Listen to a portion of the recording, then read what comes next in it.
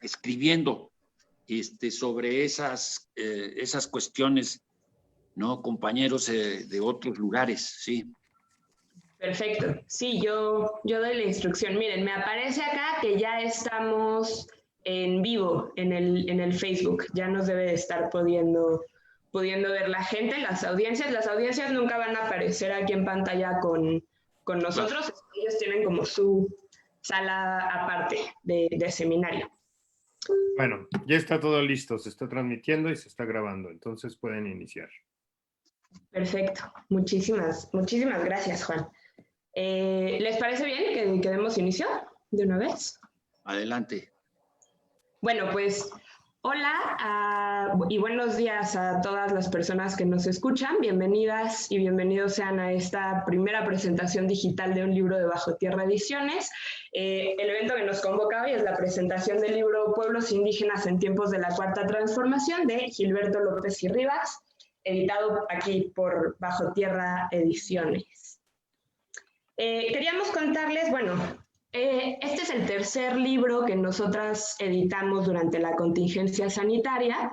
Sin embargo, es la primera vez que como editorial hacemos el intento de generar una presentación imitando todos los mecanismos, digamos, que siguen nuestras presentaciones en la normalidad.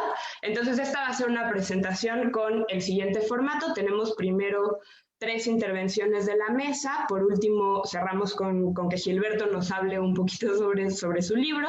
Y después va a haber una ronda de preguntas y respuestas para la audiencia. Entonces, por favor, las preguntas y respuestas, mándenoslas por escrito, tanto a la plataforma de Zoom como al Facebook Live.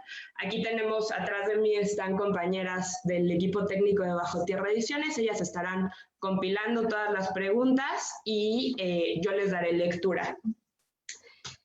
Bueno, igual aprovechando un poquito en lo que se junta la gente, va llegando la gente, quería contarles también un poquito del proyecto editorial de Bajo Tierra Ediciones. Nosotras somos un proyecto editorial que tenemos ya varios años de existencia. Siempre nos hemos dedicado a publicar y a difundir textos que nos parecen interesantes sobre pensamiento crítico, mucho sobre luchas en defensa de la vida, de movimientos sociales por defensa del territorio, autonomía y autogestión.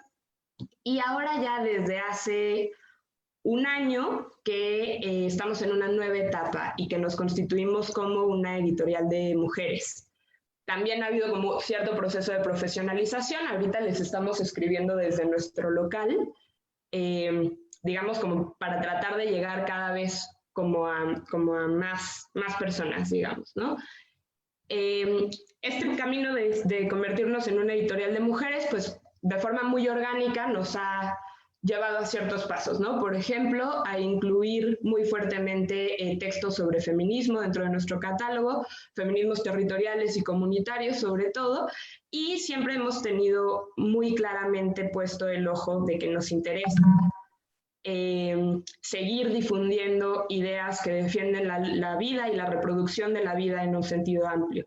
En ese sentido, el libro de Gilberto nos viene muy bien. La verdad es que fue, y te agradecemos, Gilberto, porque fue muy agradable, fue un magnífico proyecto de cuarentena poder dedicarnos como a la edición de este libro. Creemos que, yo no voy a hablar del libro porque la verdad es que el panel está maravilloso, pero solo quería comentarles a todos que fue muy agradable para nosotros y que nos resuena. Fue muy bonito poder leer el libro antes de leer el libro en el proceso de editarlo y de publicarlo, y que nos resuena mucho con un tema que nos parece muy urgente y que nos parece que Gilberto lo teje con una voluntad política y pedagógica muy, muy adecuada, pero además con un rigor teórico e investigativo que nos encanta. Entonces, pues muchísimas gracias a todas, a todos por estar aquí. Por último, les quiero comentar que, como dije, esta es nuestra primera presentación virtual. Entonces, en caso de que se llegue a caer la transmisión, de que alguien no esté pudiendo ver o no esté pudiendo escuchar alguna parte del texto, de la presentación, perdón, les pido por favor que estén pendientes a nuestras redes sociales, al Facebook de Bajo Tierra Ediciones. Ahí estaremos dando instrucciones y tenemos un gran equipo técnico detrás encargado de que nada salga mal. Por último, bueno, dar algunos avisos. El libro, ya lo enseñé, lo tenemos en físico para su distribución. Para la distribución es directamente con nosotras en nuestras redes sociales, en Facebook. También pueden escribirnos al correo, que es bajotierraediciones@gmail.com, y nosotras nos contactamos con ustedes. El libro tendrá durante todo este día un costo de 220 pesos, que es el día de la presentación, y a partir de mañana estará en 250. Para quienes no puedan acceder al libro o estén fuera del país, les podemos enviar también el formato digital, para lo cual pediremos un aporte solidario de 100 pesos y les llega inmediatamente a su correo. Como todos los libros de Bajo Tierra, pues el punto es que circulen estas ideas y que tengan un mayor impacto. Entonces, siéntanse libres de sacarle una foto, compartirlo en sus redes, prestarlo, etcétera, ¿no? El libro es suyo como lectores. Antes de pasar a la palabra, también me gustaría dar un pequeño agradecimiento a toda la gente que ha participado de una forma u otra dentro de la producción de este libro. Por supuesto, a la mesa, qué alegría tenerlos aquí a todos, qué bueno que aceptaron.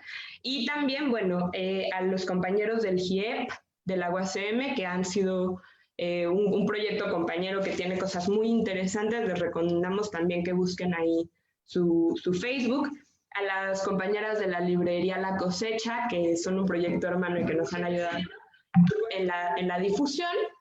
Y muy especialmente también a Juan Manuel, que está aquí en pantalla y que nos ha brindado asesoría técnica en todo este proceso de las presentaciones virtuales. Gracias a todos por estar aquí. Si les parece bien, pasamos a dar la palabra. Marcos, si quieres empezamos contigo. Me gustaría presentarte antes. Marcos Reutemann es profesor titular de Sociología en la Universidad Complutense de Madrid y es profesor investigador invitado en la Universidad Nacional Autónoma de México, así como docente en diferentes centros de América Latina. También es columnista en el periódico La Jornada de México y en El Clarín Digital en Chile. Marcos, si quieres, tienes la palabra. Muchísimas gracias por estar aquí y voy a apagar mi micrófono. Bueno, antes que nada, agradecer la invitación a participar en esta presentación del libro editado por Bajo Tierra Ediciones y escrito por Gilberto López y Rivas. Desde Madrid, buenas tardes, me imagino que en México, buenos días o a media mañana. La lectura del texto, primero que nada tengo que agradecer a los panelistas, tanto a Magda como a Luis, y ya digo al autor, a Gilberto, porque en principio Gilberto López y Rivas me pidió que hiciera el prólogo, que me llamó la atención, entre otras cosas, porque para mí Gilberto López y Rivas es un maestro, un pensador, un clásico en el ámbito de las ciencias sociales latinoamericanas, en la antropología, y para mí en ese ámbito resultaba difícil la tarea porque en el fondo la forma en la cual yo estaba leyendo a una autoridad. Estaba leyendo a alguien que me había enseñado, a alguien a quien no solamente uno respeta en el ámbito académico e intelectual, sino también en el ámbito humano por la trayectoria política en términos de todo lo que ha sido su vida. Por lo tanto, esa primera lectura que hice tuvo que sobrepasar esa visión de, no el discípulo, porque no es un ámbito de discípulo, pero sí desde el punto de vista de lo que es esa lectura tensa de quien de alguna manera ha sido influenciado en su pensamiento por Gilberto López y Rivas. Dicho esto, y en la primera lectura hice una segunda lectura que ya me permitió entrar más en el texto, y quisiera simplemente expresar cuál ha sido mi impresión, mi propia lógica a la hora de hacer la lectura. Lo primero que debería de señalar desde mi punto de vista es que es un texto, como diría también Pablo González Casanova, que está pensado para ganar, no solamente para resistir. Es decir, en definitiva, se trata de dar argumentos, se trata de presentar no solamente en el ámbito de la coyuntura, que evidentemente el título pudiera parecer que hace alusión única y exclusivamente al hecho contingente de los pueblos indígenas, como su nombre indica, en tiempos de la Cuarta Transformación, pero si uno mira más profundamente y abre las páginas del texto, uno se puede encontrar en estas páginas con un desarrollo profundo de lo que ha sido la historia de las luchas de los pueblos originarios, de los pueblos indígenas, en términos de la construcción de su proyecto. Y ahí podemos encontrar también en esas páginas lo que ha sido el etnocidio, lo que ha sido el genocidio, lo que son las políticas del colonialismo interno y cómo se ha ido generando, ¿no?, esta dinámica interna en que obviamente se ha ido transformando no solamente desde el punto de vista de la construcción del Estado Nacional, sino cómo la construcción del Estado, en el caso de México y también en América Latina, fue generando los mecanismos de una exclusión y un colonialismo que implica por parte de Gilberto López y Riva una primera crítica al indigenismo, es decir, aquellas políticas establecidas en el ámbito del Estado, cuya dinámica se generó en toda América Latina también, que eran los institutos nacionales indigenistas, y cuyo teórico fundamental, no solamente para México, sino para América Latina, y que muy bien lo describe Gilberto en su texto, fue Manuel Gamio. Ese concepto que después se fue transformando en el ámbito del etnopopulismo que él va desarrollando lentamente para expresar también cómo se fue construyendo un concepto de nación hegemónica, monoétnica, excluyente, represiva, y también en ese ámbito podríamos decir, porque él lo señala, en el conjunto de América Latina, porque no solamente él trata esa dinámica del carácter etnocéntrico y del carácter fundamentalmente del indigenismo para México, sino que abre la perspectiva para América Latina. Y hoy, por ejemplo, podríamos citarlo, porque después me referiré a ello en estos minutos que tengo, en términos fundamentalmente de lo que está pasando con el pueblo mapuche. Hoy se cumplen 100 días de una huelga de hambre de uno de los 30 loncos que está detenido y que está preso en las cárceles en Chile, y el pueblo mapuche está siendo reprimido, está siendo también desarticulado en términos de las guerras contra insurgentes que también están en el texto, pero eso me voy a meter un poco después. Por lo tanto, lo primero que hace Gilberto y que me parece importante es destacar el criterio de ese indigenismo como una dinámica básicamente de que no se trata de indianizar México, sino de mexicanizar al indio. Ese concepto de esa cultura hegemónica en el cual Gilberto López y Riva va desarrollando y expandiendo básicamente como la propuesta que está presente en términos de las clases dominantes, en términos también de las dinámicas de la exclusión y lo que es más importante, en la construcción de la nación. Una construcción de nación que deja fuera a los pueblos originarios, que si los integra para cooptarlos y no para reivindicar su propia identidad en términos de sus espacios, tanto en lo lingüístico como en lo político, como en lo social, esos elementos que después también va a tratar Gilberto López y Riva en términos de esa autonomía regional que estará presente también en la experiencia del EZLN, que él describe perfectamente en su texto. Por tanto, él dice, estamos ante un problema teórico y político, estamos ante un problema también de un camino que hay que desarrollar en términos de romper esta visión hegemónica, en términos de romper las visiones del indigenismo, del etnopopulismo, que él desarrolla brillantemente también a través de los dos autores como es Arturo Barman y Guillermo Bonfil Batalla, en el cual entra a un debate teórico donde desmonta todos y cada uno de los elementos que definen su conceptualización y va proponiendo otra manera de analizar la realidad étnico-nacional. Va a proponer una diferente visión donde lo que él llama es a la disputa de la nación, a la construcción de un Estado multiétnico, democrático, popular, antipatriarcal y plural.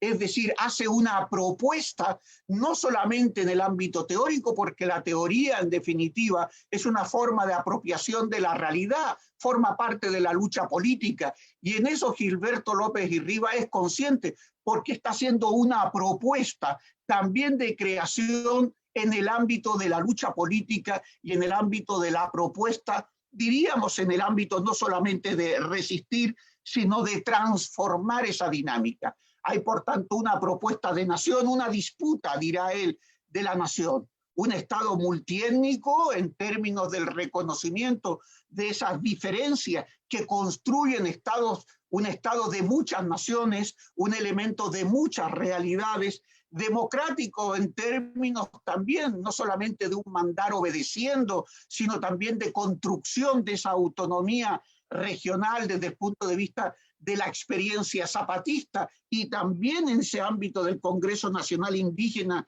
del Consejo Indígena de Gobierno, que él lo va a expresar perfectamente desarrollando los factores que están en su interior y que van definiendo ese concepto de redefinición de la nación desde la autonomía regional de los pueblos originarios. Yo creo que eso es fundamental porque cuando uno abre el texto se va encontrando con un relato que no es solamente descriptivo, sino que es al mismo tiempo inquisidor en el buen sentido de la palabra, porque cuestiona la realidad, porque diríamos más que inquisidor, subversivo. Esa sería la palabra, porque el elemento inquisitorial me ha quedado un poco fuera de tono. Diría, por tanto, subversivo en ese ámbito y, por tanto, plantea cuál es el problema que se da en un momento también muy especial de México. Es decir, en un momento donde ha ganado Andrés Manuel López Obrador, donde se ha planteado fundamentalmente un cambio político en términos de lo que es, y el nombre indica, la Cuarta Transformación, y Gilberto López y Rivas nada contracorriente en el propio texto, porque evidentemente cuestiona el proyecto, cuestiona también los mecanismos sobre los cuales se está construyendo esa Cuarta Transformación, pero nuevamente digo, da argumentos. No es la crítica vacía, no es la crítica banal, no es aquel elemento que solamente implica me opongo porque estoy en la oposición. Él no se opone porque está en la oposición.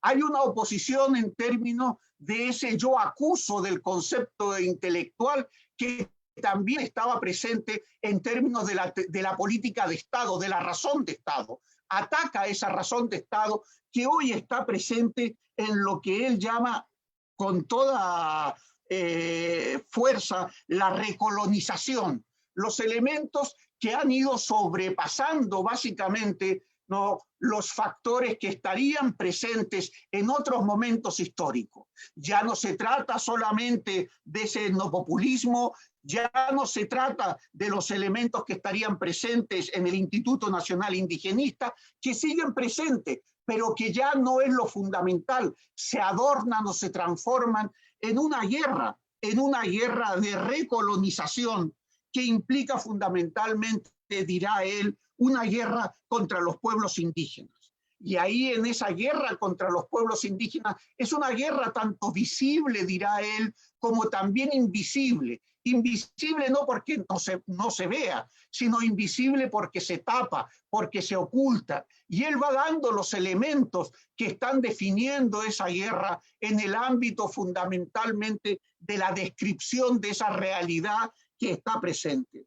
Y esa recolonización tiene que ver, por tanto, con esta guerra contrainsurgente que no solamente, dirá él, la Guardia Nacional, no son solamente los elementos paramilitares, no son solamente esos factores, sino esa guerra que tiene, por tanto, en la dinámica la destrucción, desarticulación, apropiación de las riquezas naturales, de la cultura, de ese acervo, ¿no?, que tienen fundamentalmente los pueblos originarios y que se intenta desgajar en términos fundamentalmente de negarle, entre otras cosas, los acuerdos de la OIT, es decir, el 169, como también otros factores.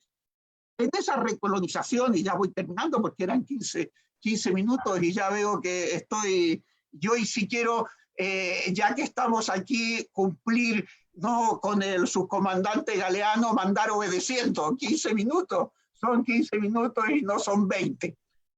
Por lo tanto, me quedan 2, híjole. Bien, en esa recolonización están los megaproyectos. Él plantea justamente la minería tóxica, el narcotráfico, los asesinatos en términos de la contraexurgencia y la necropolítica, y también lo que plantea que es importante es cómo los pueblos originarios se han unido, cómo los pueblos originarios han construido organización, cómo los pueblos originarios han desarrollado experiencias propias frente a lo que es el ataque, ¿no?, de ese Estado nacional de hegemonía monoétnica. Y pone algunos elementos que yo no, lo que se trata es de que la gente compre el libro y lo lea, por lo tanto no vamos a hacer aquí un spoiler en términos de señalar cuál es, cómo está el texto, pero evidentemente él cuestiona en esta dinámica, y digo en este pensamiento subversivo, la dinámica del Tren Maya, explica la refinería de Boca, los corredores interoceánicos del Istmo, el proyecto integral de Morelos, el nuevo aeropuerto, y plantea esto como una guerra contra los pueblos indígenas, y también plantea esa experiencia de resistencia del EZLN. Por lo tanto, diría que en ese elemento también aparecen todos los factores que están presentes para la disputa de la nación. No es un elemento neutro, no es por tanto en estos momentos, diríamos, un trabajo estrictamente, no estrictamente, pero quisiera señalar la importancia de este texto, porque va más allá de esa crítica coyuntural, sino que expresa y también para América Latina un camino de experiencias, un camino, por tanto, que ha ido desarrollándose lentamente y que él termina diciendo, entre otras cosas, los acuerdos de San Andrés hace toda una experiencia, porque él lo vivió también en primera persona, sobre también lo que hoy diríamos la prevalecencia, la importancia y también la actualidad de esos acuerdos, como lo que fue, entre otras cosas, también la traición que se dio desde el punto de vista de su incumplimiento por todas las organizaciones. Creo que es un libro que va en contrasentido o en contracorriente, para utilizar también la expresión de Luis Hernández en un texto suyo, es decir, fundamentalmente porque propone, en medio de una gran algarabía por un triunfo electoral, que yo creo que eso le corresponde a mis compañeros del Estado mexicano, plantearlo, pero justamente yo diría que va a ser fruto de esos ataques, básicamente, ¿no?, porque está poniendo en cuestión un modelo de desarrollo, un proyecto fundamentalmente en términos de estilos políticos que no hacen y no transforman, sino que al mismo tiempo profundizan en las desigualdades, profundizan fundamentalmente en un concepto de nación, básicamente de hegemonía monoétnica, y ahora también con apoyos en esta guerra contrainsurgente de nuevos elementos en términos de lo que significa una guerra, no solamente en términos de matar al enemigo, sino también en el ámbito de subsumir y, por último, hacer romper esa lógica de resistencia de los pueblos originarios. Yo creo que, y concluyo, este es un texto imprescindible, no solamente para los mexicanos, sino para los latinoamericanos y para quienes desde el punto de vista teórico quieran ver cómo y de qué manera se puede construir desde la propuesta que él hace del etnomarxismo, es decir, fundamentalmente recuperando lo que hoy está de alguna manera también fuera de toda base de declararse marxista. Otro factor más digamos que además él lo señala fundamentalmente a través de un perfecto análisis, pero de un manejo de las categorías del pensamiento marciano. Es decir, en ese sentido, y marciano no porque venga de Marte, sino porque viene de Marx, y en ese sentido él lo que hace es traer a día de hoy esas categorías y conceptos del pensamiento marciano que tienen vitalidad y que al mismo tiempo tienen capacidad explicativa en el ámbito de nuestras realidades sociales. Es por tanto un marxismo que no es a cabo no solamente en América Latina, sino un marxismo de América Latina. Ha recreado el marxismo latinoamericano en el ámbito no solamente de recuperar a Mariátegui, sino como pensamiento propio. Y yo creo que esa es también otra de las virtudes del texto de Gilberto, presentar pensamiento propio, que nos hace falta. No solamente calco y repetición, sino capacidad creativa en el ámbito de resistir y del ámbito también de generar y pensar para ganar. Y agradezco la invitación a participar de la presentación y agradezco mucho más y estoy honrado porque Gilberto López y Rivas haya querido que yo le hiciera el prólogo. He aprendido mucho y espero que quienes lo lean también encuentren la satisfacción de una lectura apasionante y también rica como arma política. Muchísimas gracias por tus palabras, Marcos, y por este maravilloso recuento. Me voy a ir rápido. Quiero contarles que tenemos entre las plataformas de Zoom y el Facebook Live más o menos 170 asistentes. Entonces, bueno, ya llenamos cualquier sala de la Facultad de Ciencias Políticas. Y bueno, nos están llegando varias preguntas sobre cómo adquirir el libro. Lo recuerdo y lo voy a estar recordando durante toda la presentación. Si quieren adquirir el libro físico, aquí lo tenemos, es un tiraje más o menos pequeñito, entonces no duden en escribirnos a las redes sociales de Facebook, que es Bajo Tierra Ediciones, y a el correo electrónico es bajotierraediciones@gmail.com. También estamos por Instagram, Twitter, todas las plataformas. Quienes no deseen adquirir el libro físico, sino la versión digital, también es posible hacerlo. En ese caso les pediremos un aporte solidario de 100 pesos y el archivo va a ser suyo para leer, compartir, fragmentar, distribuir y hacer lo que quieran. Obviamente dándole el crédito al proceso y a la editorial. Y bueno, pues muchísimas gracias a todos los que nos están escribiendo. ¿Les parece bien si pasamos, Magda, a darte la palabra? Antes quisiera hacerte una pequeña introducción. Magdalena Gómez es abogada, es especialista en Derecho Indígena, participa de la Red Latinoamericana de Antropología Jurídica desde 1998, es colaboradora de la jornada y académica de la Universidad Pedagógica Nacional y autora de publicaciones sobre derecho indígena y acompañante de procesos organizativos de pueblos indígenas en México. Magda, estamos muy contentas de tenerte acá hoy. Por favor, tienes la palabra.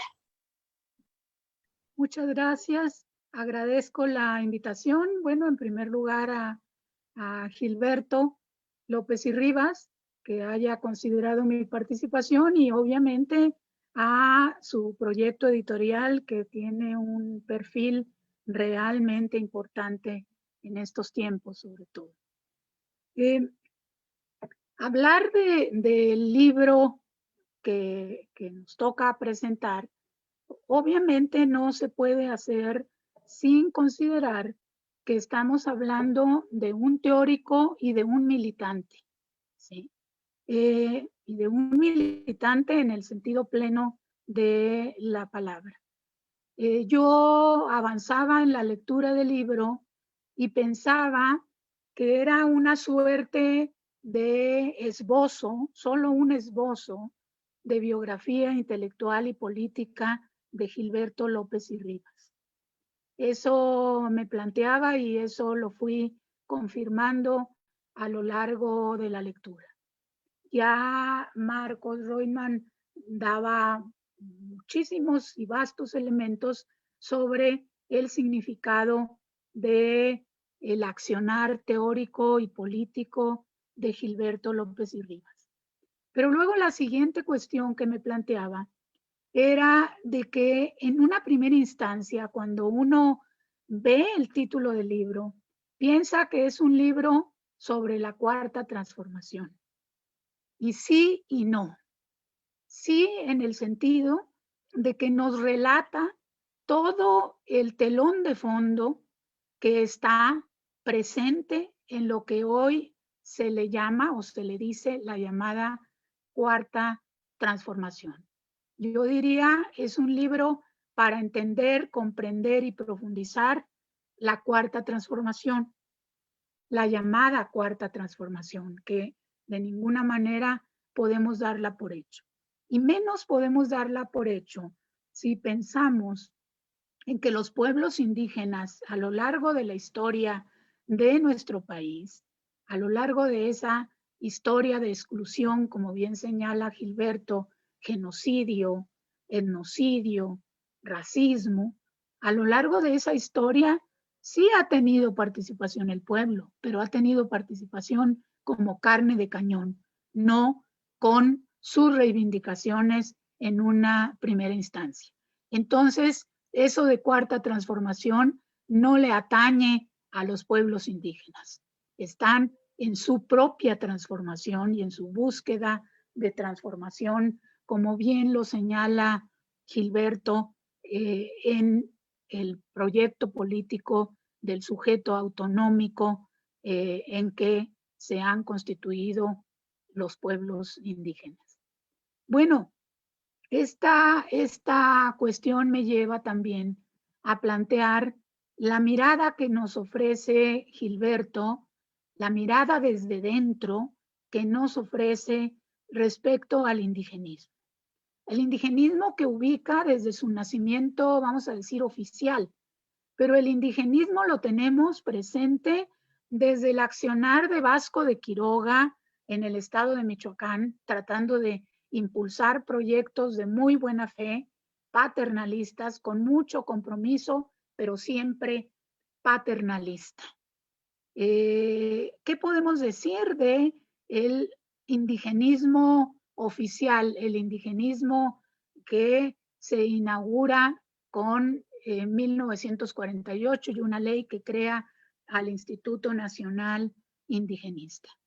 Bueno, podemos señalar, como lo señala y lo recuerda también Gilberto, que se constituye en la concreción del compromiso de Pátzcuaro de 1940.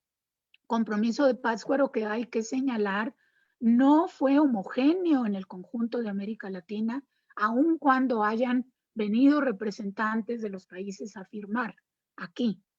Fue Brasil con lógica militarista, y México, quienes de alguna manera le dieron cuerpo, le dieron forma a un indigenismo oficial.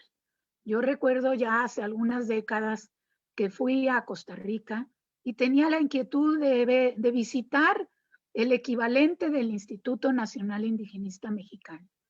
Ardua labor para encontrarme finalmente en la Secretaría de Educación en Costa Rica a un cubículo con una persona que estaba ahí adentro sin presupuesto, sin proyecto, pero él era el responsable de la cuestión indígena en Costa Rica. Vamos a decir, el INI costarricense. Pero así, este comentario lo utilizo para señalar que en el recorrido que nos hace Gilberto a grandes trazos, no solo sobre México, sino también, obviamente, sobre América Latina, tenemos que poner la mirada en las historias particulares de los países que tienen y tuvieron invasión y tienen pueblos indígenas militantes y activos por su reconstitución como pueblos.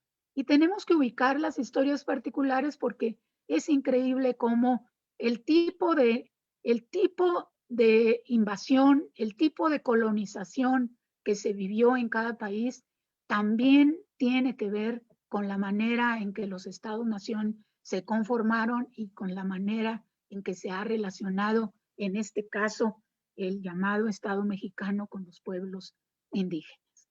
son elementos que nos van a permitir entender, por ejemplo, por qué razón las regiones autonómicas en Nicaragua, que fue un proyecto innovador, importante, está en el estado en que está después de una revolución sandinista que tanto festejamos y apoyamos desde nuestros espacios. Señalado esto, quiero ubicarme en el indigenismo realmente existente, el indigenismo que nos está relatando y retratando Gilberto López y Rivas. Indigenismo que no puede desvincular de una crítica muy acertada, muy aguda al rol de los antropólogos como de alguna manera como los que hicieron propio el indigenismo, lo patrimonializaron, lo paternalizaron, le dieron la concreción de integración. Luis Villoro, que ustedes saben, fue autor de un texto clásico, Los grandes momentos del indigenismo en México. Muchos años después, en el año 2000, ya en el contexto de la emergencia zapatista, reflexionaba y señalaba que a Manuel Gamio, a Alfonso Caso, incluso a Aguirre Beltrán, había que leerlos y valorarlos en su tiempo y en su momento. Y de alguna manera en su tiempo y en su momento señalaba que desde la lógica de estos antropólogos estaban haciendo el bien, entre comillas, contribuyendo a la igualdad de los pueblos en la medida en que querían su integración y a la vez decía su valoración. Bueno, pero me va a servir esta opinión que nos daba Luis Villoro en el año 2000 para plantear una de las conclusiones preliminares que al respecto me dejó la lectura del texto importante de Gilberto López y Rivas. Desde luego me sumo a las valoraciones que hace Marcos Reutemann, tanto en el prólogo como en este momento en la presentación, a las valoraciones sobre la importancia de este texto. Y yo diría, este texto es una herramienta para una necesidad urgente que tenemos en este momento en nuestros países y en especial en México, una necesidad urgente de conocer para debatir, previamente conocer.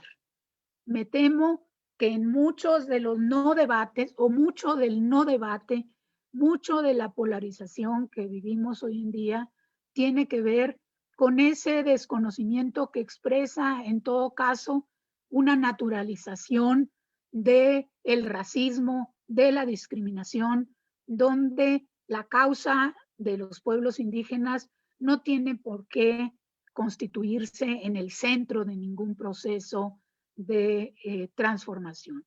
Eso está presente.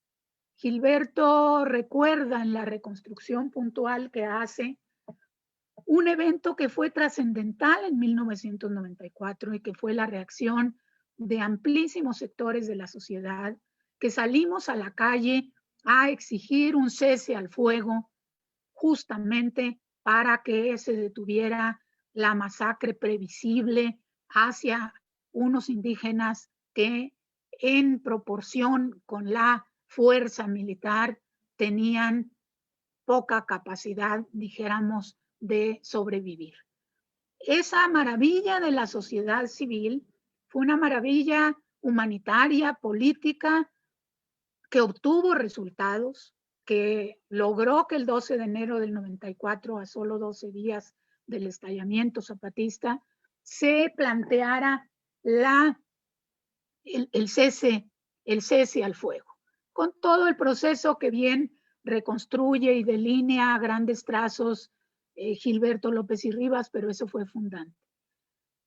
Yo me preguntaba justamente en febrero que asistimos a la marcha en ocasión del asesinato de Samir Flores, ¿sí? Y que otro colega que trabaja en estos mismos temas con los pueblos, me decía, ¿dónde están los demás? Los demás no están. No es solo no están esos demás que salieron en enero de 94, sino ni siquiera los que fueron como asesores a la mesa de diálogo de derecho de cultura indígena del Ejército Zapatista de Liberación Nacional. ¿Dónde están los demás? Algunos de esos demás están ahora afiliados a una causa acríticamente, a la causa por el proyecto de la mal llamada Cuarta Transformación y polarizados frente a todo aquel que no comulgue esas ruedas de molino. Bien, tenemos por eso la insistencia, plantearía yo, de que este libro... Uy, no, dame 2. Me extendí demasiado en ese punto. Bueno, tenemos esa necesidad de acercarnos a este libro y reflexionar de buena fe. Pero quería apuntar nada más, ya no voy a argumentar, los argumentos los tiene Gilberto en su libro, apuntar que señala claramente las razones de la continuidad del proyecto neoliberal, del proyecto extractivista en contra de los pueblos indígenas, la continuidad ahora de un indigenismo, que es lo que quería plantear con más detalle y ya no me da tiempo, de un indigenismo que tiene un carácter distinto de 2003 para acá respecto al de 1948. ¿Cuál es el carácter distinto? En 1948 no se tenía esa fuerza de movimientos indígenas que con el zapatismo, con el impulso del zapatismo, cobró mucha fuerza. En 2003 se creó la Comisión de Desarrollo de Pueblos Indígenas para desaparecer al INE. Bueno, pero no solo eso, sino que también se creó para reivindicar falsamente que esa nueva institucionalidad era el cumplimiento a los acuerdos de San Andrés, cumplimiento que el ZLN rechazó y ha rechazado hasta hoy en día. Entonces tenemos que esta transformación institucional, el INPI, que bien describe y desarrolla Gilberto, es la continuidad de una política ahí sí contrainsurgente, porque hay movimientos indígenas de cara a los movimientos institucionales a los cuales se está tratando de desactivar a partir de esta nueva institucionalidad indigenista. No es lo mismo antes de 1994, ese indigenismo asimilacionista, paternalista y todas las características críticas que bien describe Gilberto, no es lo mismo. El ciclo de los antropólogos, dice Gilberto y lo explica muy bien, terminó. Sí, terminó, pero ahora el ciclo, paradójicamente, el ciclo de los indígenas, como dice Pedro Uc, indígenas que trabajan de indígenas para el Estado, es al que nos estamos enfrentando hoy en día, es al que los pueblos amenazados por el narcotráfico, por la inteligencia imperialista, por el paramilitarismo, se están enfrentando hoy en día para organizarse y para resistir en el concepto que ya se ha planteado desde los movimientos en América Latina, un concepto de reexistencia, no solo resistencia. Enhorabuena a Gilberto por este material que nos proporciona y que es muy importante utilizarlo como herramienta política y de reflexión. Gracias. Muchísimas gracias por tus palabras, Magda. Y bueno, Magda y Marcos, la verdad es que muchas gracias por estas intervenciones. Yo quiero contarles que como antropóloga en formación, la verdad es que esto está siendo una clase magistral. Estoy muy contenta y muchísimas gracias. Nos está llegando también muchos comentarios a las redes sociales, gente que les agradece, que está de acuerdo con ustedes. Les pido por favor también que atrás de su pantalla todos se imaginen un gran auditorio de más de 200 personas lleno, porque tenemos bastante buena audiencia. Y bueno, sin más, también pedirles a las personas que recuerden que nos pueden hacer las preguntas, háganoslas llegar por escrito, por favor. Al final de las intervenciones vamos a tener una ronda de preguntas y respuestas, entonces anímense a escribirnos por acá. Acá tenemos a muchas personas recopilando sus preguntas. Sin más, bueno, le doy la palabra a Luis Hernández Navarro. Bueno, Luis es periodista mexicano, es coordinador de opinión y articulista semanal del periódico La Jornada, colabora con publicaciones como The Guardian y Carta Mayor y es fundador de la Coordinadora Nacional de Trabajadores de la Educación, asesor de organizaciones campesinas y cafetaleras. Participó, como ya mencionamos, en los diálogos de San Andrés entre los zapatistas y el gobierno y fue secretario de la Comisión de Seguimiento y Verificación para los Acuerdos de Paz en Chiapas. Bienvenido, Luis, muchas gracias y te damos la palabra. 15 minutos. Muchísimas gracias, Laura, por la invitación para estar hoy aquí en la presentación del libro de Gilberto. Es un honor estar con ustedes, estar con Marcos, con Magda, por supuesto con Gilberto. Debatí por primera vez con Gilberto en el año de 1994, allí en el DEAS.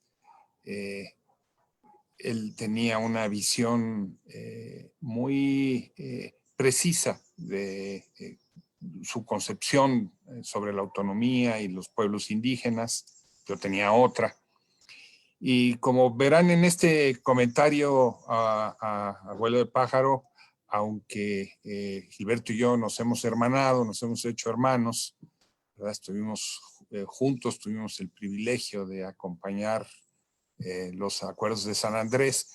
Todavía subsisten algunas pequeñas diferencias que para llevarle la contraria a Magda y a Marco Reutemann quisiera ir poniendo también sobre la mesa. Partiendo de dos ideas centrales.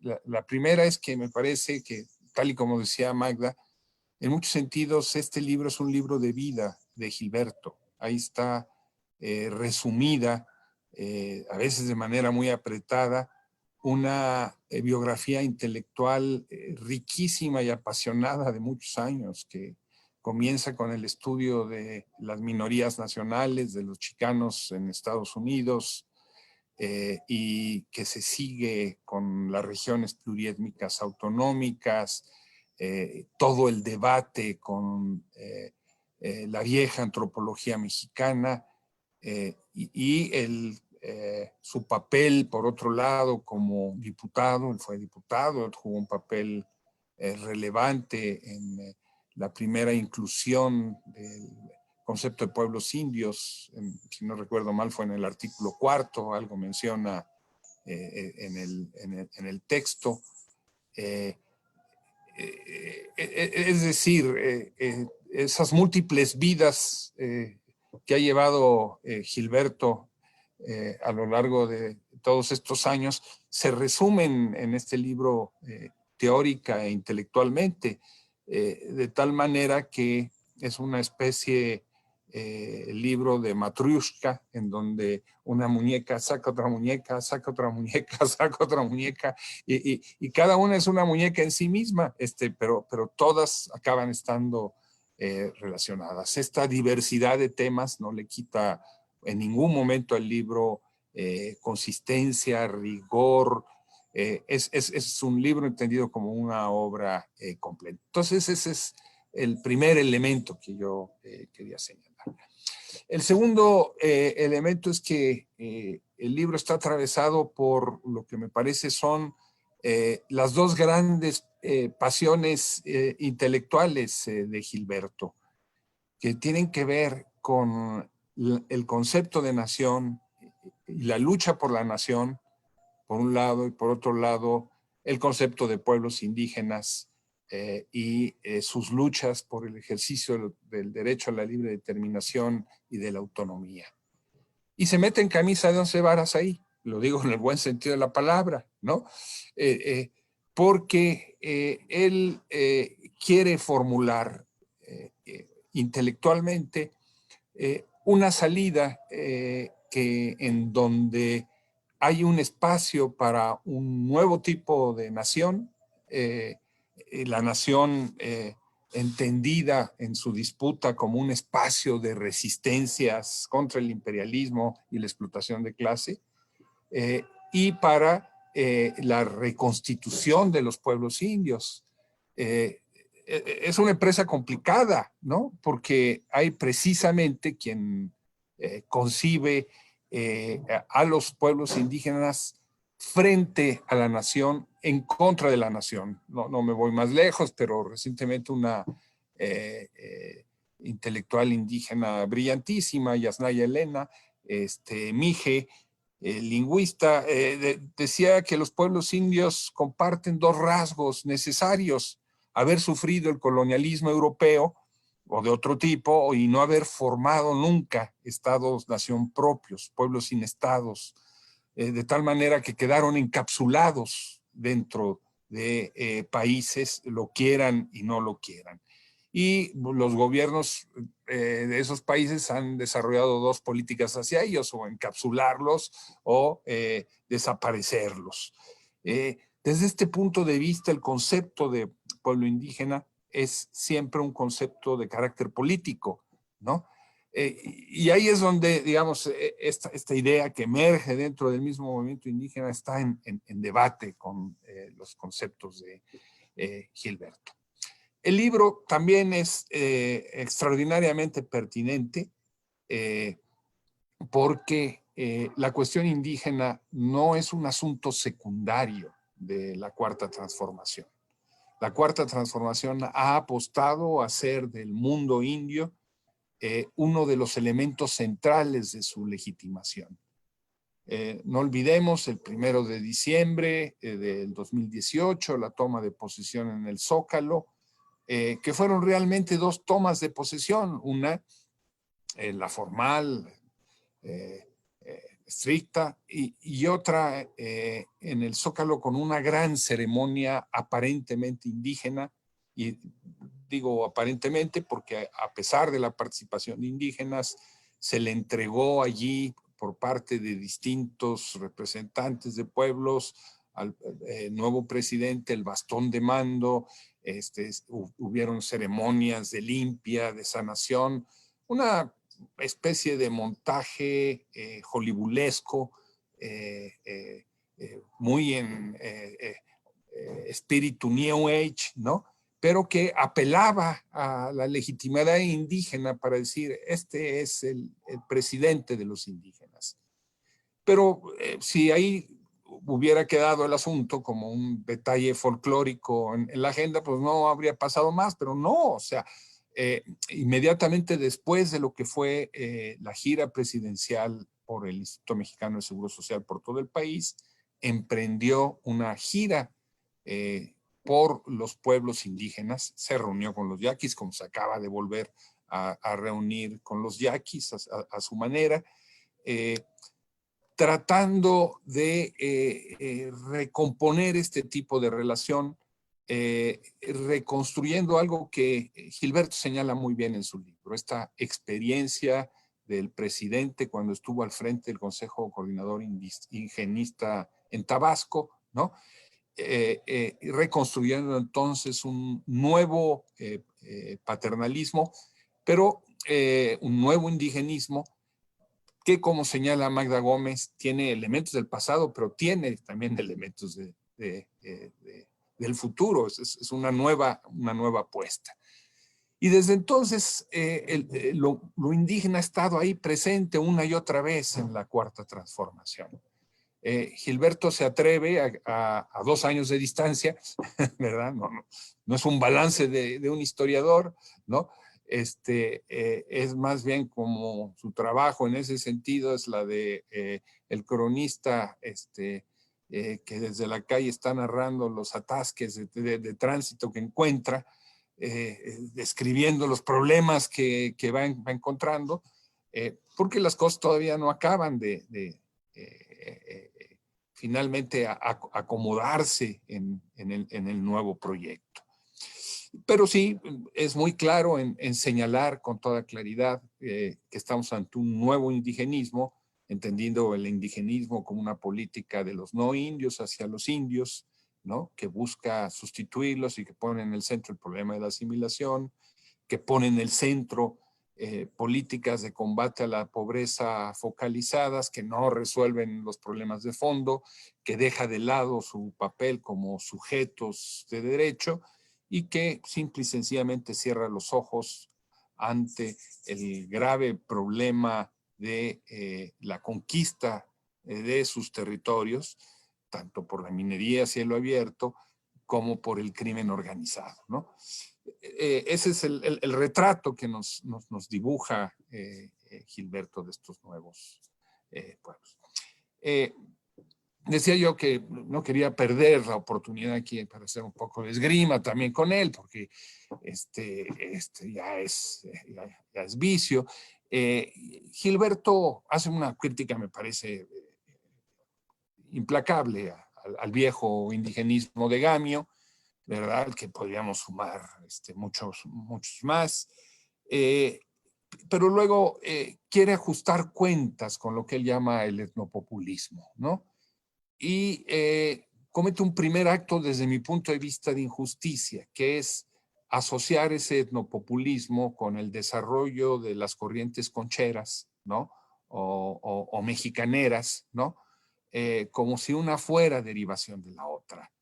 Y yo creo que no es justo, ¿no? Yo creo que no es justo, tienen estatus teóricos distintos, tienen expresiones diferentes. El mismo fenómeno de los mexicaneros es un fenómeno que hay que investigar y pensar desde otra lógica distinta a la del etnopopulismo. Tiene su propia especificidad. Y luego termina metiendo en el mismo paquete, como si fueran etnopopulistas, a Arturo Barman y a Bonfil. Y digo, ay, híjole, deben de estarse removiendo en sus tumbas los dos antropólogos, porque si algo se caracterizó, me parece la última etapa de la vida de ellos es por un debate intensísimo entre sus posiciones, ¿no? En donde un Arturo Barman, que fue ganando hegemonía dentro de las instituciones y en el campo intelectual para pensar lo indígena, parecía haber derrotado a una posición de Bonfil que vuelve a resurgir a partir de 1994. Arturo Barman es autor de libros extraordinarios como La historia del maíz, como sus mismas etnografías de Morelos, que difícilmente pueden ser entendidas como, creo yo, como etnopopulismo. Hay ahí elementos muy serios de materialismo histórico para analizar la realidad y la historia.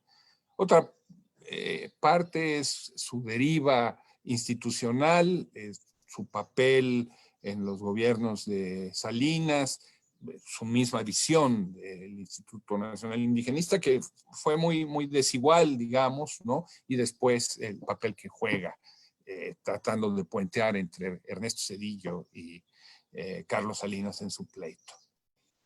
Pero otra es la posición de Bonfil, ¿no? Que apela a esta idea, y estoy resumiendo, de que el mundo indígena es una civilización dentro de otra civilización, una civilización que ha sido negada, pero que permanece y que mantiene espacios de resistencia. Y que pone en el centro algo que los antropólogos marxistas en su época, me parece el mismo Gilberto con todo su la seriedad de sus trabajos, Luisa Paredes con sus trabajos sobre los jornaleros, el mismo Andrés Medina, etcétera, etcétera. 2 minutos, Luis. No acababan de recuperar. Terminaría diciendo entonces que deja entonces Gilberto de lado las otras vertientes que confluyen en la formación de un pensamiento autonómico indígena en México. Por ejemplo, el comunalismo oaxaqueño, que se forma, como lo señala con toda claridad Floriberto Díaz, en debate en contra de Arturo Barman. Cuando Arturo Barman dice las comunidades indígenas no tienen futuro, ¿no? Floriberto, sus compañeros dicen, no, claro que tiene futuro. Y este futuro es el que está en las prácticas de la Sierra Juárez, entre los chinantecos, los mijes, los zapotecos, y vamos a teorizarlas.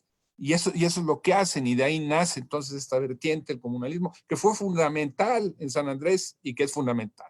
Pero también hay otras grandes corrientes que tienen que ver con el mundo de la Iglesia Católica, que tienen que ver otras con la relación con los indígenas estadounidenses y su trabajo en las Naciones Unidas, y que desarrollan dentro de un mundo, una parte del mundo indígena mexicano, un pensamiento autonómico y de la libre determinación y del debate o del litigamiento que se puede hacer en esferas internacionales, pero también un mundo de organizaciones campesino-indígenas que habían nacido de la lucha por la tierra, que plantean el problema de la autonomía en clave de la apropiación del proyecto productivo para desarrollar procesos de capitalización, que son el antecedente además del pensamiento de la soberanía alimentaria en México, y que confluyen en este pensamiento autonómico al que Gilberto, creo, no le hace suficiente caso. Termino solamente diciendo que Gilberto define algo que me parece que es fundamental. Lo leo para no equivocarme. Él dice hoy que los indígenas constituyen uno de los pocos sectores de la sociedad que tienen una idea de cómo sobrevivir resistiendo, y que en esta lógica la autonomía es una estrategia de resistencia y de vida. Me quedo con esta conclusión para explicar precisamente el mundo de luchas, de conflictos y de resistencias que hoy tenemos en el marco de la 4T. Muchas gracias. Muchísimas gracias a ti, Luis. Muy, muy poderoso el fragmento y toda la intervención. Bueno, creo que sin más pasamos a darle la palabra a Gilberto López y Rivas. Bueno, antes quisiera recordarles a todas las audiencias que sigan mandándonos sus preguntas. Para quienes lo están viendo desde Zoom, en la parte de abajo hay una barra que dice Q&A, eso significa preguntas y respuestas. Ahí nos lo mandan y nosotras directamente las compilamos. Por acá también les recordamos que en el Facebook encuentran... van a encontrar el video colgado por si lo quieren ver después, y también ahí encontrarán el catálogo en línea y los libros que vamos a ir liberando, bueno, que ya estamos liberando poco a poco para que todo el mundo pueda acceder a ellos. Gilberto, te doy la palabra para el cierre. Gilberto López y Rivas tiene maestría en antropología por la ENA y la UNAM, tiene doctorado en antropología por la Universidad de Utah en Estados Unidos y es profesor investigador del INA Morelos. Es articulista del periódico La Jornada, adherente de la Sexta Declaración de la Selva Lacandona e integrante del Sistema Nacional de Investigadores. Estamos muy contentas de tenerte aquí y reiterarte muchas gracias por permitirnos ser parte de este libro. Tienes la palabra. Bueno, muchas gracias, Laura. Muchas gracias, Juan. Yo pues estoy muy contento realmente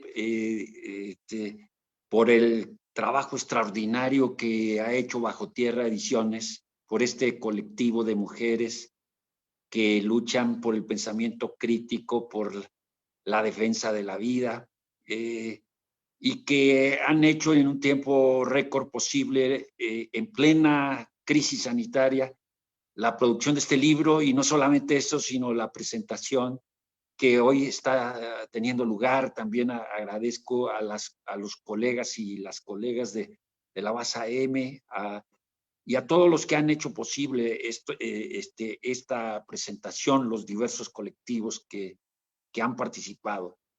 Y bueno, pues mi agradecimiento y reconocimiento tanto a Marcos, a Magda y a Luis, que no solamente son compañeros, colegas de lucha, sino también colegas de nuestro periódico La Jornada. Yo siempre, cuando me preguntan, pues la forma más breve de mi currículum, yo siempre digo, y articulista del periódico La Jornada, porque creo que pues ha sido indispensable y muy importante el papel que ha jugado nuestro periódico a lo largo de tantos años.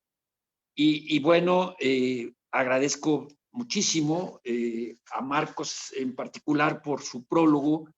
Y yo tengo con Marcos una estrecha amistad. Para mí representa uno de los politólogos más reconocidos sobre una gran cantidad de temas, mismos que incluso me permito citar en el propio libro, y creo que él es una autoridad tanto en el plano de lo teórico como también en el plano de lo práctico, y desde aquí pues hacemos un acto de solidaridad con el pueblo mapuche que está siendo reprimido, que está siendo criminalizado y que actualmente pues responde a las políticas represivas del Estado chileno. Creo que también el caso de Magda, que ha sido a lo largo de todos estos años una persistente escritora sobre el tema de lo indígena, que, como ella dice, el monotema de nosotros, los que hemos estado durante todos estos años colaborando dentro de la jornada en escribir sobre este tema de lo indígena, y destacar pues todo lo que corresponde pues a esa parte más olvidada de la patria, como dicen los zapatistas, que yo creo que es el talón de Aquiles de la Cuarta Transformación, que es los pueblos indígenas. Y claro, a mi hermano y colega Luis Hernández, que durante todos estos años ha sido el coordinador de opinión de la jornada y que ha llevado a buen puerto toda esta tarea de trabajar dentro de la crónica periodística. Luis es un compendio de información, de datos, de nombres que nos dejan asombrados, y que permite en un determinado momento tener a una persona en el campo de lo periodístico, pero también en el campo muy activo. Él fue fundador de la CENTE y el acompañamiento que ha dado a los pueblos, no solamente a los pueblos indígenas como asesor, sino también en todas las luchas de los maestros durante estos años, ha sido admirable. Entonces, yo quiero agradecer muchísimo a todas las opiniones que se han dado. Usualmente en las presentaciones el más breve es el autor. Reconocer la crítica que hace Luis. No dio tiempo ya durante el proceso de elaboración del libro en hacer las distinciones necesarias entre lo que es la parte etnopopulista de Barman y lo que es el etnopopulismo de Bonfil, particularmente a partir de su libro El México Profundo, donde creo que hay una visión dicotómica de la realidad entre lo que podría ser el mundo indígena y el mundo occidental. Y de ahí, la idea de encuadrarlos a ambos, porque Barman también, cuando fue director del Instituto Nacional Indigenista, también le dio un énfasis muy especial a la cuestión de la participación indígena, que derivó en políticas de Estado, incluso dentro del campo de lo indígena. Para todos, para para quienes durante estos años han hecho posible que la lucha de los pueblos indígenas pues no sea invisibilizada. Yo creo que los 4 que estamos aquí en este panel, junto con editoriales como Bajo Tierra, pues jugamos un papel muy importante en recordarle a una sociedad racista, a un Estado que siempre tiene a los indígenas como una carne de cañón electoral, que siempre visualiza a los indígenas como un receptáculo pasivo de las acciones del Estado. Tenemos ese papel que jugar de estar insistiendo, reiterando el ámbito de la lucha y de las resistencias de los pueblos indígenas. Creo que particularmente el EZLN, el Congreso Nacional Indígena, el Consejo Indígena de Gobierno, nos ha dado un ejemplo de una resistencia anticapitalista, antipatriarcal, antirracista, extraordinaria. Es un ejemplo de cómo poder organizarnos en tiempos de crisis, y particularmente ahora que vivimos esta emergencia sanitaria, la cuestión indígena cobra, como dijeron todos mis compañeros y compañeras, una relevancia especial, porque con esta patria nuestra, tan sacudida, tan golpeada, tan agredida, la violencia de nuestra patria es paradigma mundial, ¿verdad?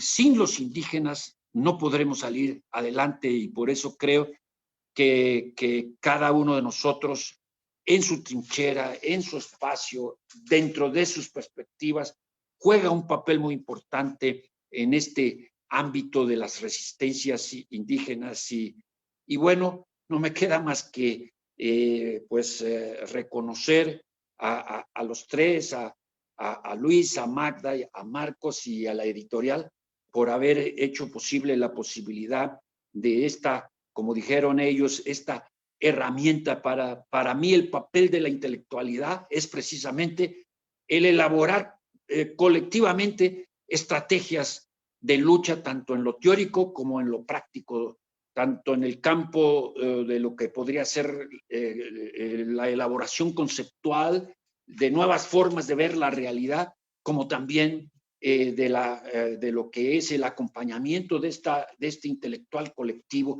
a las luchas de los pueblos y a la lucha de nuestro gran pueblo mexicano que está resistiendo esta emergencia sanitaria y que saldrá adelante a partir de las fuerzas de sus resistencias y de sus autonomías. Gracias, Laura, de nuevo, y gracias, Juan.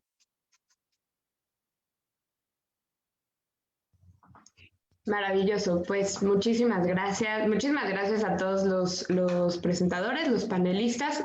La verdad, estoy muy orgullosa, ha salido muy bien. Ustedes no lo saben, pero todas estábamos muy nerviosas respecto del aspecto técnico, pero con casi 250 personas viendo y con ya varias preguntas, pues cerramos esta primera parte de las intervenciones individuales. Muchísimas gracias a todos por sus maravillosos comentarios. Y si les parece bien, pasamos a la parte de preguntas y respuestas. Tenemos ya varias preguntas que han ido llegando. Ahí ustedes me dicen cómo proceder. Hay preguntas generales para todos y hay algunas preguntas específicas para cada uno de los ponentes. También hay muchos comentarios de gente que les manda saludos, agradecimientos, felicitaciones. Eso se los haremos llegar a cada uno a sus correos para que sientan el apapacho virtual al menos. Y ustedes díganme, ¿empezamos, les parece, con las preguntas generales o con cada ponente? Empezamos con las generales, ¿mejor? ¿O sí? Perfecto. Muy bien, entonces, bueno, voy a empezar a darles lectura. Denme un segundito porque me las tengo acá. Me comenta una Nos comentan, ¿consideran que las autonomías indígenas que no son reconocidas por el Estado sean el camino sin permiso para los pueblos indígenas? Esa es la primera pregunta que nos llega por Zoom. Le voy a dar lectura a 3 preguntas y después las respondemos, hacemos la ronda de respuestas. La segunda pregunta nos llega por el Facebook y comentan, pareciera en algunos casos, como en el del Tren Maya, que hay 2 caras, las autoridades institucionalizadas y las comunidades en resistencia. ¿De qué forma podemos hacer una crítica a esta forma de tomar decisiones con las famosas consultas, en donde solo ciertas autoridades son convocadas y además la información es claramente parcial? Una tercera pregunta que nos llega a Facebook. En relación a las últimas declaraciones del presidente sobre un plan de justicia para el pueblo yaqui, ¿qué aspectos habría que tener presentes y darle seguimiento? ¿Cuáles son los aspectos que pueden resultar positivos y cuáles son los riesgos en este caso específico? Voy a leer una más y por ahí cerramos.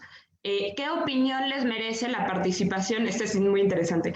¿Qué opinión les merece la participación de antropólogos como Héctor Díaz Polanco, con quien compartió el asesoramiento de la autonomía en la costa atlántica de Nicaragua, ahora en la 4T? Pues muchas gracias a todos quienes nos han enviado sus preguntas. No les vamos a poder dar lectura a todas porque nos están llegando muchas, pero empecemos con esas 4. Quien quiera tomar la palabra, si quieren, pueden levantar la mano aquí virtualmente para que no nos interrumpamos entre todos y solo levantan la mano y abren su micrófono, por favor.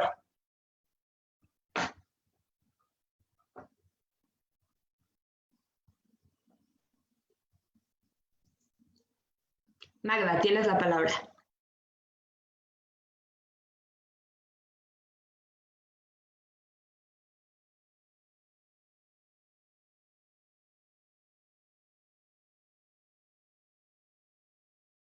A Juan Manuel que le abre.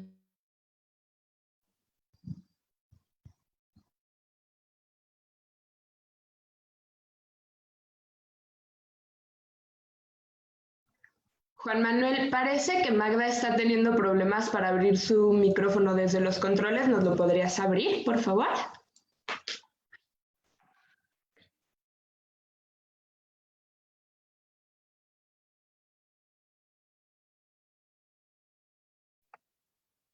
Ya, ¿no?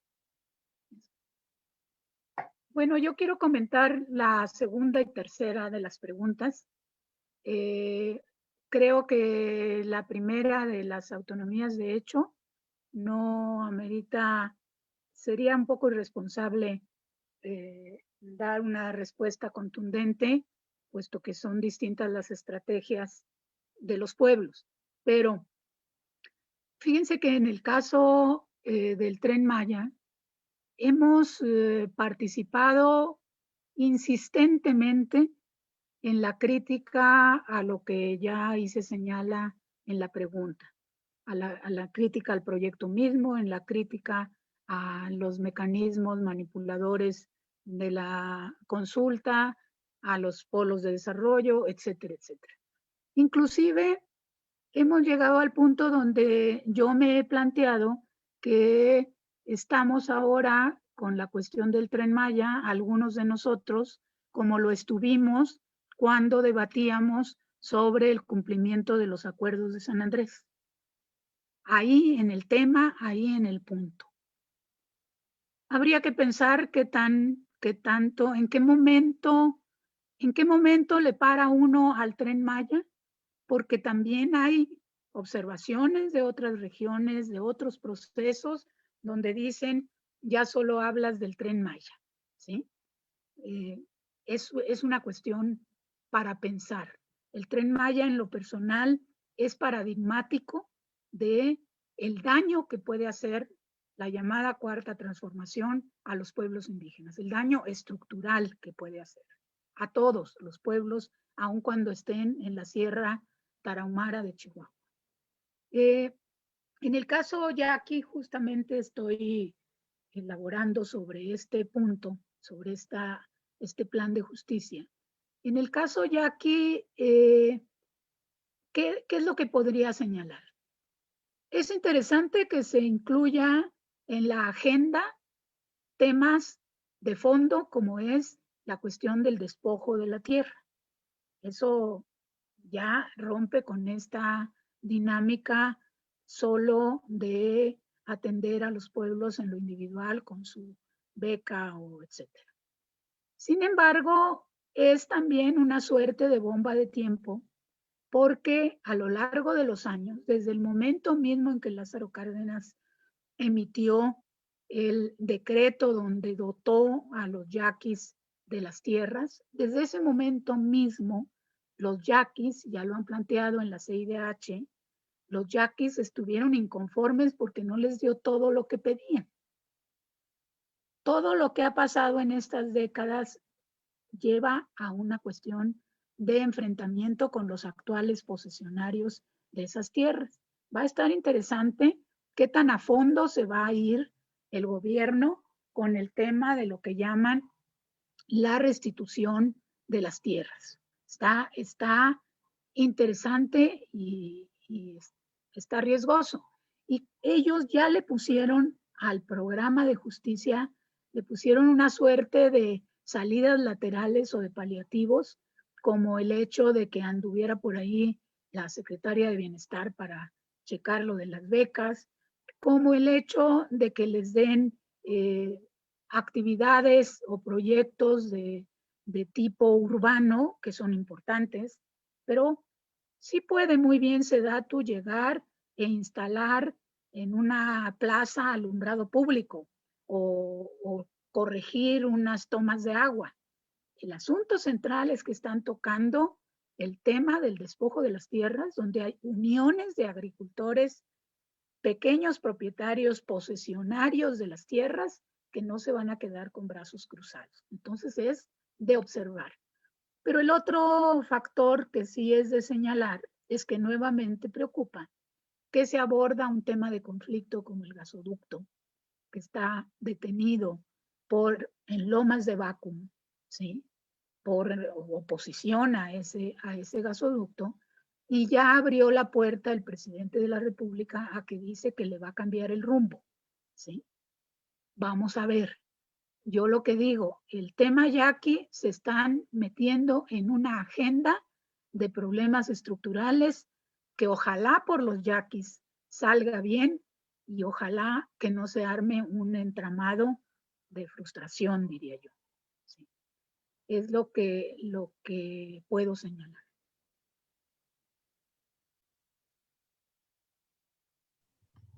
Luis, por favor, tienes la palabra.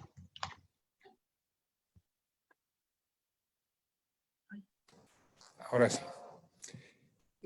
Cuando hablamos de pueblos indígenas, estamos hablando de una diversidad demográfica y nacional cada vez más sorprendente. Por supuesto, están los territorios originales, están las comunidades donde viven, pero ha habido un proceso de migración a grandes ciudades, a los Estados Unidos, que ha cambiado la lógica de funcionamiento de esos pueblos. El papel de las remesas que llegan desde Estados Unidos hasta las comunidades de origen, pues es fundamental. La pregunta es, ¿una estrategia de autonomía de facto territorial en los lugares de origen resuelve el conjunto de la problemática de los pueblos indios? Y mi respuesta es no la resuelve como tal. Es importantísima donde los pueblos puedan avanzar en construir esa autonomía de facto. Están estableciendo condiciones materiales para su reproducción como pueblos fundamentales, para avanzar en su proceso de reconstitución como pueblos, pero la problemática es más amplia. Creo que una parte de esa problemática ha tratado de ser enfrentada a partir del concepto de comunalidad, ¿no? Este concepto construido para, y así lo decía Floriberto, porque lo recordaba yo hace un momento, en debate con Arturo Barman, ¿no? Cuando Arturo Barman decía, la comunidad no tiene futuro, ¿no? Y entonces ellos decían, no, claro que tiene futuro. Y tiene que ver con cómo hemos resistido con nuestros sistemas normativos, con nuestros sistemas productivos, con nuestra lengua, con nuestras fiestas, etcétera, etcétera. Y el concepto de comunalidad, que pareciera haberse nacido, tener su epicentro solamente ahí en esta región de la Sierra Juárez, bueno, se ha extendido a muchas otras comunidades y pueblos que lo están utilizando para enfrentar. En resumen, entonces, una estrategia de autonomía de facto territorial es muy importante, pero no alcanza a resolver el conjunto de la problemática indígena como tal. Segundo aspecto, Magda señalaba cosas importantísimas sobre la reunión que tuvo el presidente con la tribu Yaqui, con los 8 gobernadores ahí en Bicam, ¿no? Sin embargo, hay 2 elementos que creo que es importante añadir a lo que ella dice. Segundo, hay el señalamiento de que no todos esos gobernadores eran efectivamente representantes de sus pueblos, ¿no? Ahí está el señalamiento de que por lo menos 4 de ellos eran hechizos, ¿no? Eran representantes, gobernadores seleccionados a modo por el poder, ¿no? Para tratar con ellos, sobre todo el de Lomas, por donde pasa el gasoducto, no tiene la representación de sus gentes. Es decir, el poder, en este caso, con la operación del Instituto Nacional de Pueblos Indios y de Semarnat, ¿no? Inventó interlocutores a modo. La presencia del presidente ahí dejó de lado también un hecho dramático, que es la existencia de 3 presos políticos, ¿sí? Ligados a la lucha del pueblo yaqui, de la que no se hizo una sola mención. Y por la naturaleza en la que se realizó este evento, también pasó desapercibido los choques que hubieron de parte del pueblo yaqui con la Guardia Nacional. Hasta donde tengo entendido, esos choques provenían no de gente que necesariamente estuviera ligado a un proyecto como el del Congreso Nacional Indígena, sino más bien, y hay que decir también las cosas así como son, el pueblo yaqui, como todas las comunidades indígenas, tienen expresiones, por ejemplo, en este caso, que responden a Padres, el exgobernador panista de Sonora, o a la gobernadora Pavlovich ahora. Hay un rejuego de intereses de agentes de poder que participan como tal y que acabaron desnaturalizando. Finalmente, el problema del Tren Maya. Coincido en lo que dice Magda. Hay una problemática mucho más amplia. No podemos dejarla de lado. Siguen proyectos de minería a cielo abierto, siguen luchas de resistencia, está también el corredor transísmico.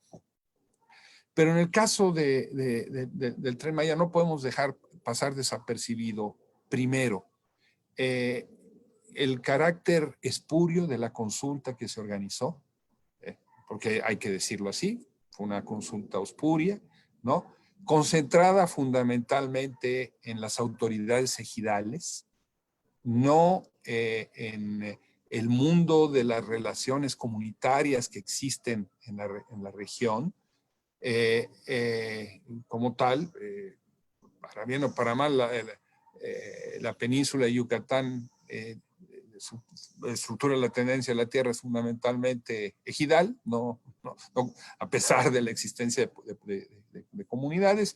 Y tercero, con todas estas grandes obras sucede un problema que hay que señalar y documentar, y es cómo los agentes gubernamentales que operan sobre el terreno ofrecen la solución de problemas ancestrales para la gente, u ofrecen el espejismo del empleo para los jóvenes que no tienen empleo a cambio de que se sumen a este tipo de proyectos.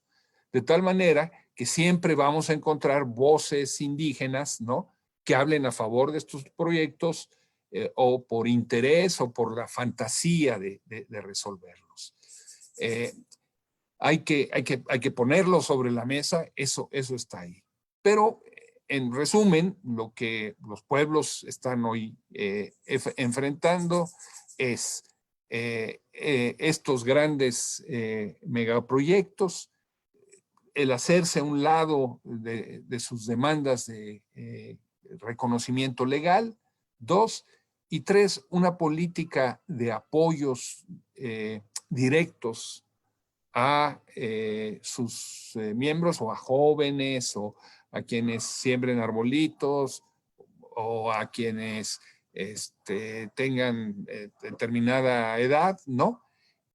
Pero no hay apoyos para que estos pueblos puedan enfrentar la problemática productiva que es la garantía para su sobrevivencia. Me explico.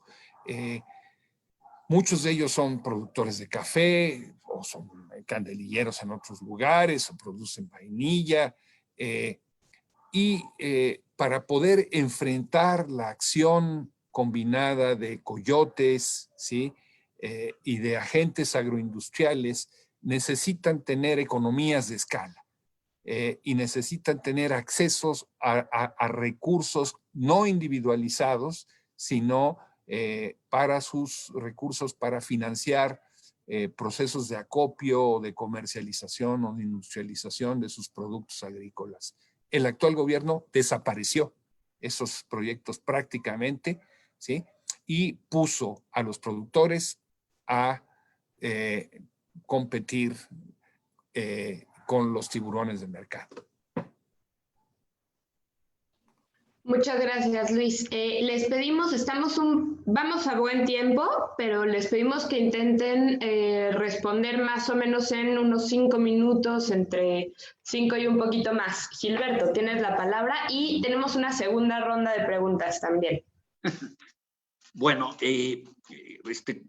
coincidiendo con todo lo planteado por Magda y Luis, yo quiero referirme a las autonomías de facto que tienen lugar después, pues, de la traición precisamente de los acuerdos de San Andrés, y recordar también a quienes estuvimos ahí cómo el proyecto de comunalismo en la discusión dentro del propio grupo de asesores, en un debate riquísimo, extraordinario, ¿no?, de 80 oradores de participación así de días enteros discutiendo y debatiendo, tiene lugar una contradicción que se va perfilando entre lo que podría ser una visión de la autonomía desde la experiencia nicaragüense como régimen, como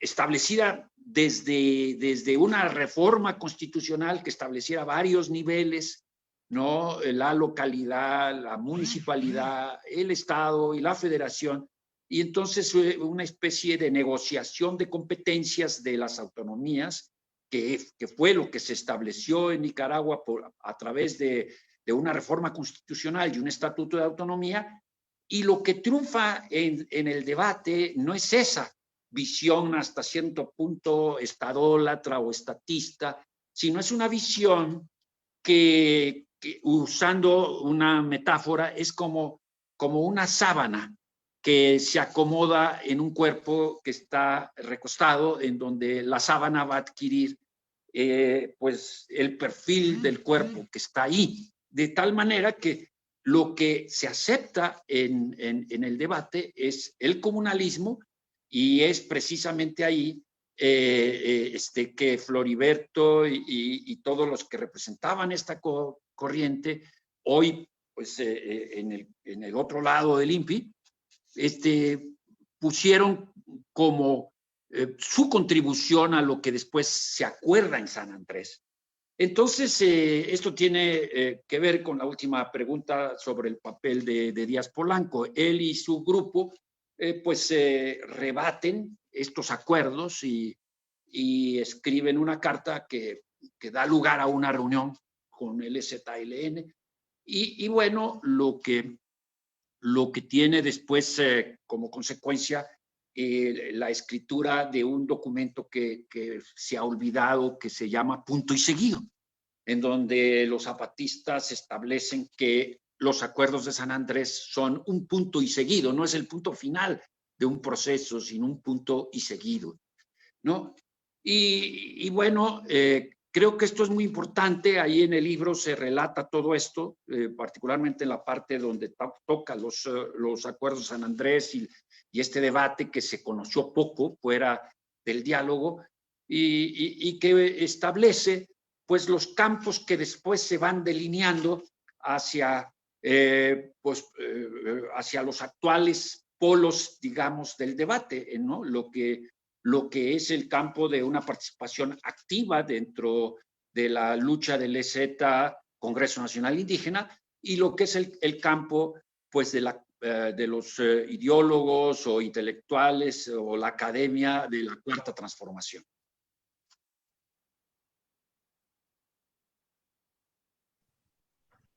Muy bien. Como si estamos bien de ánimo, todavía tenemos tiempo de hacer una segunda ronda de preguntas y respuestas. Una de las cosas buenas de la virtualidad es que luego la gente se anima más a participar. Entonces nos han llegado un montón de dudas, preguntas, comentarios. Por cuestiones de logística y para no alargarnos más, las preguntas a cada uno de ustedes se las vamos a hacer llegar por correo, y ahora vamos a darle lectura a la segunda ronda de preguntas generales para todos. Denme un segundito, déjenme poner el archivo. Aquí están.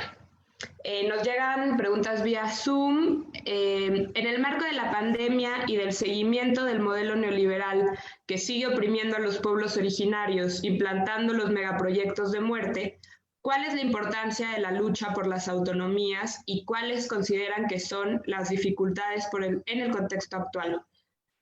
Sobre todo porque la crisis sanitaria invisibiliza aún más los movimientos de resistencia. La otra pregunta es, ¿qué papel juega el intelectual mije Adelfo Regino en este nuevo indigenismo?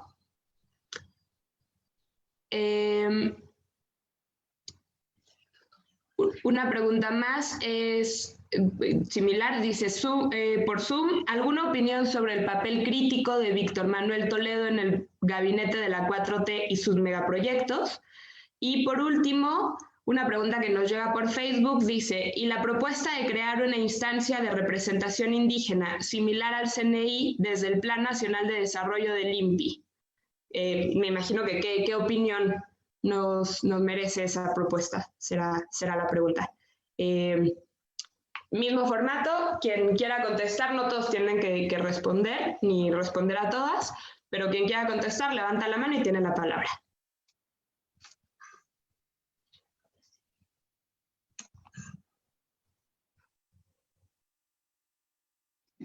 Ya nadie quiere contestar. Que nadie ya no se quiere aventar. Marcos, muchas gracias. Tienes la palabra. Iniciar el diálogo. ¿Se escucha? Sí, sí. Ah, vale. Nada, yo voy a ir a la primera porque la mayoría de las preguntas están en un contexto más propio del debate político en México y no soy yo la persona más adecuada para responder a dichas preguntas. Pero sí quisiera señalar en cualquier caso la primera, que es general, que es pandemia y neoliberalismo, la importancia de las luchas por la autonomía.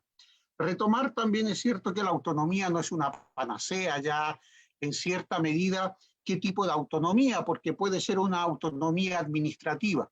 Si tomamos en cuenta, por ejemplo, algunos proyectos de autonomía, como puede ser en el Reino de España, tenemos evidentemente autonomía, ¿no?, que efectivamente tiene una limitación en términos de la transferencia. Es cierto que no es lo mismo. Pero claro, si lo pensamos también en América Latina, el concepto mismo de autonomía de los pueblos originarios tiene que ver también con el concepto del Estado. Estados en que son estados oligárquicos o son estados capitalistas, para decirlo claro, en toda su dinámica ahora de la gran transición del capitalismo, diríamos, al capitalismo digital, esa transición que se ha llamado. Tenemos, por ejemplo, ¿no?, un Estado en el cual lo primero que hace es un ataque directo a las tierras que forman parte de los pueblos originarios. Cada vez más en términos territoriales, los pueblos originarios están siendo despojados de su territorio. Es decir, si tomamos en cuenta, y también se ha dicho, es decir, por también de Magda y Gilberto, y está en el texto, ¿no?, las propias concesiones que en su momento estaban dadas desde el punto de vista de lo que era el poder colonial en el Estado oligárquico, los estados desarrollistas, las grandes transformaciones, los pueblos originarios han ido perdiendo territorio. En Brasil, en Chile, en Argentina, para algo se hicieron las guerras civilizatorias. Civilizar era poblar, poblar era civilizar, pero explicaba, entre otras cosas, el exterminio de los pueblos originarios. Por lo tanto, en algunos casos, como en Chile, y quiero retomarlo por lo que hablábamos del pueblo mapuche, se ve claramente, es decir, están siendo aislados y reducidos, ¿no?, en estas reducciones, para no poner el caso de la experiencia también en Estados Unidos, ¿no?, que se llamó la conquista del oeste, para ponerlo en ese ámbito. Por lo tanto, latifundistas, empresarios transnacionales, tienen como objetivo en estos momentos el control de esas tierras, que es lo que señala también Gilberto. La pandemia sirve, entre otras cosas, ¿no?, en ese ámbito para acelerar estos procesos en términos de lo que significa el confinamiento. Tenemos, por tanto, organizaciones, incluso paramilitares, que se van construyendo en el ámbito de ir desplazando los pueblos originarios. Y ahí están todos los megaproyectos. Por lo tanto, el concepto de autonomía, si no es una autonomía política que redefina, y ahí estoy con Gilberto, que redefina la nación en términos fundamentalmente un carácter identitario de inclusión. Y evidentemente los pueblos originarios han sido siempre puestos en una condición de sumisión en términos de un reconocimiento dentro de lo que planteaba también Magda, y que es propio del indigenismo y del etnopopulismo, independientemente del debate Bofill-Bauman. Por lo tanto, yo diría efectivamente que las empresas transnacionales, las formas de articulación han ido reduciendo también esos elementos que van definiendo la propia expansión territorial. Lo tenemos en Bolsonaro, por ejemplo, y en la Amazonía. Por lo tanto, también depende mucho de la lucha de todos los elementos que están presentes en la construcción del Estado capitalista dentro de las grandes transformaciones de este proceso de transnacionalización o globalización dentro de lo que significa. Concluyo la pregunta, es decir, por ejemplo, simplemente en Chile hay 12, no las voy a citar, 12 forestales, es decir, que están continuamente, es decir, rompiendo y talando, solamente en Chile. En energía tenemos 14, después en piscicultura, es decir, todo lo que es la utilización, transformación, y está lo que dice también Luis, es decir, los movimientos indígenas, no el indigenismo como tal, también tiene una proyección política. En Chile la presa de Ralco, por ejemplo, hizo que el gobierno de la concertación creara una organización ex post, ¿no?, del pueblo mapuche para negociar, entre otras cosas, la firma de los acuerdos del pueblo pehuenche. Sin embargo, no representaban. Eso es una estrategia que siempre ha hecho la oligarquía o las burguesías locales en América Latina. Por tanto, yo diría que el problema no es solamente autonomía, sino es autonomía política que también reconozca el control del territorio, la justicia, la administración de sus bienes y por lo tanto lo que se señalaba, la posibilidad no solamente de subsistir, sino de también recrear y tener la capacidad de ampliar ese proyecto en el cual viven, ¿no?, los pueblos originarios, porque si no también termina siendo un enclave.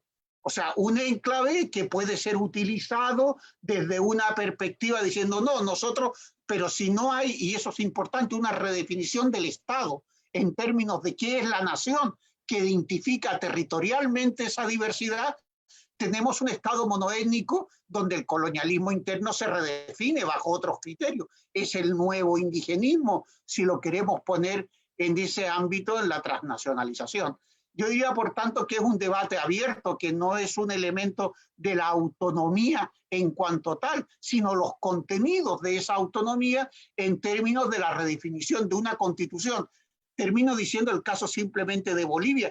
Bolivia era una república y todas las repúblicas en Bolivia terminaron, entre otras cosas, excluyendo, ¿no?, reprimiendo y expulsando a los pueblos originarios. Por lo tanto, se redefinió como un Estado plurinacional. El elemento de república, que puede tener una parte muy importante en algunos países, en el caso de Bolivia, en la nueva constitución, se desechó, porque la república era excluyente, concentradora, represiva, ¿no?, y había cometido genocidio y etnocidio. Por eso ya no se definió la república como forma de gobierno, sino un Estado plurinacional, multiétnico. Y yo creo que ahí está, ¿no?, el gran debate, y eso fue la aportación del debate que se dio en los acuerdos de San Andrés, en el debate en términos de qué papel juegan las autonomías y cuál es el fondo de esas autonomías.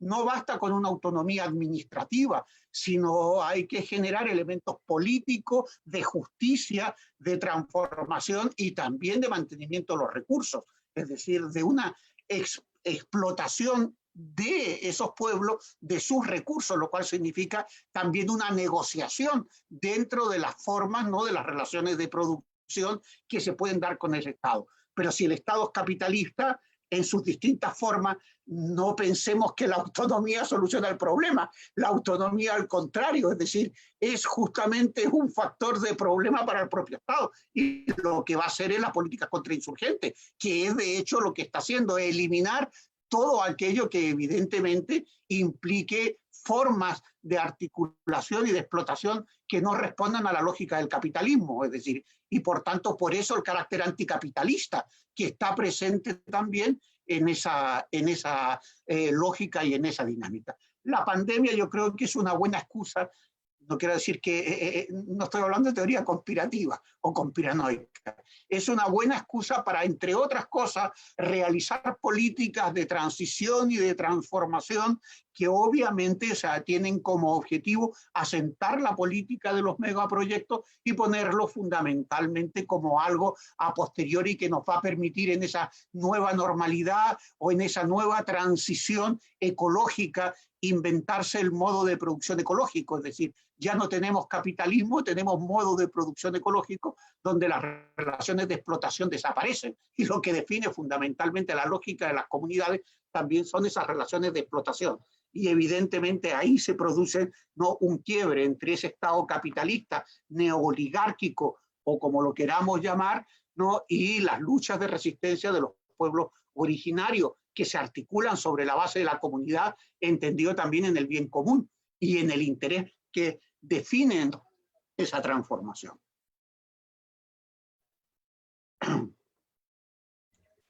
Luis, tienes la palabra brevemente y cerramos después, si les parece bien, porque estamos sobre tiempo.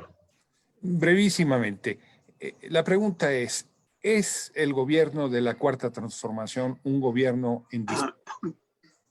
Y mi respuesta es no, no es un gobierno en disputa. La naturaleza de los compromisos que se han establecido para permitir que López Obrador ganara las elecciones y siguiera gobernando impide que las cuestiones sustantivas del modelo se toquen. Se dice, hay un cambio de régimen. La pregunta es, ¿Han cambiado las instituciones o han cambiado las leyes? ¿Qué es lo que constituye un régimen? Y la respuesta es no, se mantienen. Se dice, ya no hay neoliberalismo. Sin embargo, las líneas generales de la política neoliberal, autonomía del Banco Central, libre comercio, etcétera, etcétera, se mantienen como tal. Lo que hay es una disputa en los márgenes de las políticas en torno a cuestiones que no son nodales.